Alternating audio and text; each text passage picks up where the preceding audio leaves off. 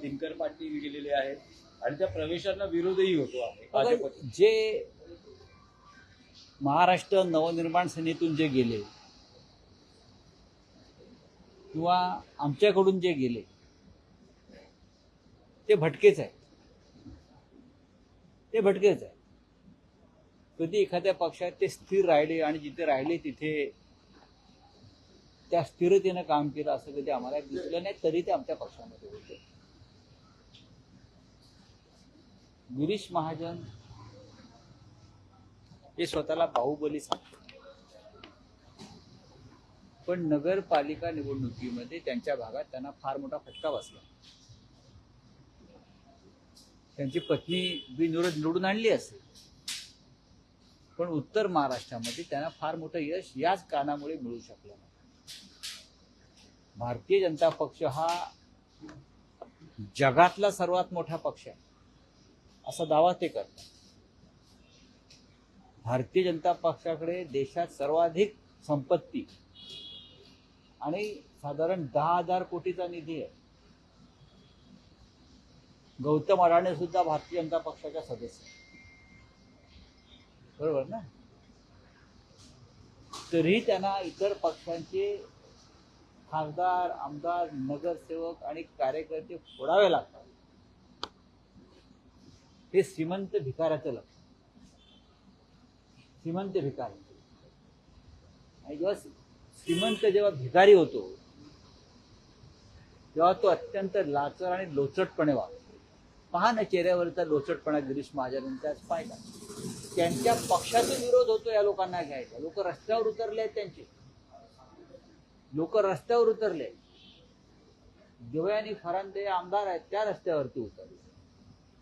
त्याच्या आधी सीमा हिरे रस्त्यावर उतरले. तरीही कुणालाही न जुमानता हे लोक इतर पक्षातल्या कार्यकर्त्यांना तोडून विकत घेतात. हे या महाराष्ट्राच्या परंपरेला काळीमा फासणार. देवेंद्र फडणवीस, नरेंद्र मोदी हे राजकीय चारित्र्याच्या गप्पा मारतात ना. मग ज्यांच्यावर तुम्ही कालपर्यंत आरोप करत होतात नाशिकमध्ये भ्रष्टाचाराचे किंवा इतर काही आरोप, गुंडगिरीचे, अंडरवर्ल्डचे, हे सगळे तुमच्या पक्षातच कसे? बलात्कारी, खुनी कसे काय? तर गिरीश महाजनना एक नवीन गँग निर्माण करायची आहे, हा, दाऊद सारखी. चला कसं आहे की काल संध्याकाळपर्यंत या दोन्ही पक्षातले नेते ठाकरे बंधूंच्या युतीबद्दल पेढे, लाडू एकमेकांना भरवत होते. दिनकर पाटील लाडू वाटत होते, लाडू भरवत होते. हे आमचे जे गेलेत वीर ते गुलाल उधळत नाचत होते आणि नाचता नाचता तिकडे गेले आणि त्याने घेतले. हे निर्लज्ज नक्की कोणाला म्हणायचं? यांना म्हणायचं की घेणाऱ्यांना म्हणायचं? नाही, पण ते असं म्हणतात की विकासासाठी आम्ही जातो. आमची कोणावर नाराजी नाही, विकासासाठी आम्हाला जाणं. फक्त भारतीय जनता पक्ष आता ट्रम्प पण जाणार यांच्या पक्षात. अमेरिकेचा विकास करायचा, बरं का?